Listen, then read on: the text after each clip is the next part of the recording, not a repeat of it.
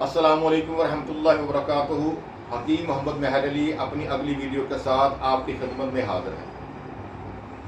मेरे वो भाई जिनको बेख्वाबी है, असल में बेख्वाबी उन लोगों को होती है जो उजलाती मरीज़ होते हैं, ठीक है, और जिस्म में खुश्की गर्मी होने की वजह से उन्हें नींद नहीं आती, और वो लोग जो बार बार खाने के आदी हैं उनको भी नींद नहीं आती, या फिर उनको नींद आती है तो इतनी ज़्यादा आती है तेज़ाबी जिस्म में मैदे में जमा हो जाती है, खाते ही साथ सो जाते हैं।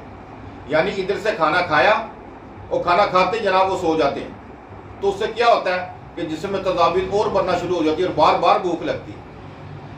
तो वो लोग जिनको बेख्वाबी है, दिल के लिए सुकून पैदा करना चाहते हैं, या शुगर को बेहतर करना चाहते हैं, या वज़न कम करना चाहते हैं, वो मेरे भाई जो वज़न को कम करना चाहते हैं, मसाले को बेहतर करना चाहते हैं, ठीक है, खून को बेहतर करना चाहते हैं, ठीक है, खून पैदा करना चाहते हैं, मैदे की तज़ाबीत को सही करना चाहते हैं, मैदे को सही करना चाहते हैं, तो उनके लिए ज़बरदस्त एक नुस्खा है। 2 गिलास पानी और कद्दू के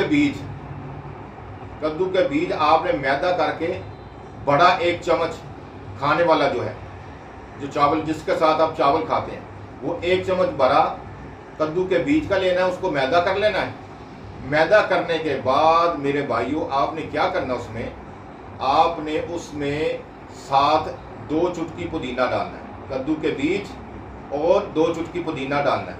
अच्छी तरह पकाना है, 2-3 मरतबा जोश आ जाए उतार लेना है, जब 1 गिलास रह जाए उसके बाद भून लेना है। भूनने के बाद उसमें शहद डालना है, शक्कर डालनी या गुड़ डालना है। 3 चीज़ों में से किसी एक चीज़ का आपने मीठा करना है।